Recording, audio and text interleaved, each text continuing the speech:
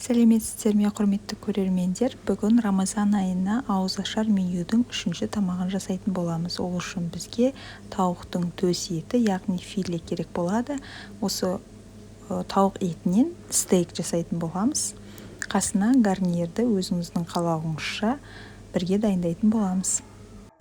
Ауызашарға шамамен 2-1,5 сағат уақыт қалған кезде осы тауықтың төс етін алып, осындай слайстарға бөліп шығу керек, және де тауықтың етін осы ұрғылайтын балғашаңыз болатын болса балғашамен, болмаса мен сияқты чеснокодавкамен жақсылап осылай ұрып шықсаңыз болады. Маринад сол кезде жақсырақ сіңетін болады. Тауықтың филесі сізге кесуге, осындай слайстарға кесуге жіңішкелеп оңайырақ болу үшін мұздатқыштан сәл еріген күйінде болса, бірақ мұзы қалыпта өзінің бойында ұстап тұрған болса оңайырақ болады. Полузамороженный күйінде. Және де өзіңіздің отбасыңызда қанша адам бар, соған қарай слайстарды бөле бересіз. Және осылай алдын ала дайындап аласыз. Енді маринадқа кірісетін боламыз. Бізге осы сарымсақтың 2-3 зубчик жеткілікті, және де майонезді қолданамыз. Өзіңіздің талғамыңызға қарай әртүрлі қылып жасай берсеңіз болады. Мен қолданатын маринадты айтайын. Осы майонезді ыдысқа құйып аламыз. Чеснок қосамыз, және де горчица қосатын боламыз. Горчица етті кішкене жұмсарту үшін керек болады. Бір ас қасықтай көлемде жеткілікті. Және өзіңіздің талғамыңызға қарай дәмдеуіштерді қосасыз. Мен тұз және де қара бұрышты қолдандым.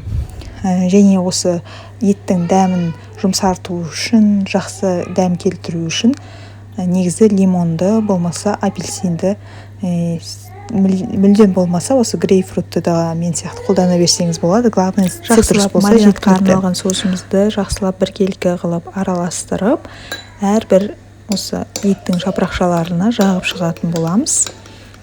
Жеке-жеке бір жағып, кейіннен артылған соустың бәрін осы еттің үстіне құя саламыз.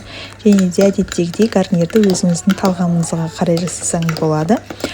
Мен негізі әдетте күрішті жақсы көремін. Күрішті шашыратып, пісіріп, сондай гарнирді жақсы көремін. Бірақ бізде кешегі тағамда күріш болғандықтан бүгін орнына гречка пісіріп, және қасына фри пісіретін боламын. Өзіңіздің талғамыңызға қарай маринадты да қалай жасайтыныңызды да өзіңіз менікіндей қолдансаңыз болады, болмаса өзіңіздің вкусыңызда қандай бар, сондай жасасаңыз болады. Главное, менің негізгі задачам сіздерге идея тастау, ары қарай өзіңіздің асханаңызға қарай бейімдеп алсаңыз болады. Кейбір адамдар осы рецепттерде точно граммовканы салғанда және де рецептпен жасағанды жақсы көретін болады. Бірақ менің ойымша тамақта әркімнің өзінің кішкене почеркісі, өзінің дегенін қосу керек. Сол кезде өзіңіздің ерекше дәм болады. Енді бұл кондитерский бір зат емес, точно рецептпен, граммовкамен жасайтын өзіңіздің қалауыңызша өзгерте бересіз. Болмаса, мысалы, тесто емес, дұрыс шықпай қалады дейтін. Сондықтан өзіңіздің қалауыңызша. Және де осы маринадты 1-1,5 сағатқа жақсылап тоңазытқышқа қойып қоясыз. Және маринадталған дайын етті алып, майға екі жағынан қызартып тұрып, қақпақтың астында жақсылап қуыратын боласыз. Тауықтың еті негізі тез піседі, бірақ сонда да шала болып қалмау керек. Және де міне гарнирге мен гречка қара құмықты жасауды жөн көрдім. Сіз қандай тамақтарды жақсы көресіз? Осы менюге қандай рецепттерді салайын? Сізде өз ойыңызды қоса отырыңыз. Бізде әлде алдыда әлі 27 тағам түрі бар. Менімен бірге болыңыздар, каналға тіркеліп қолдап кетіңіздер.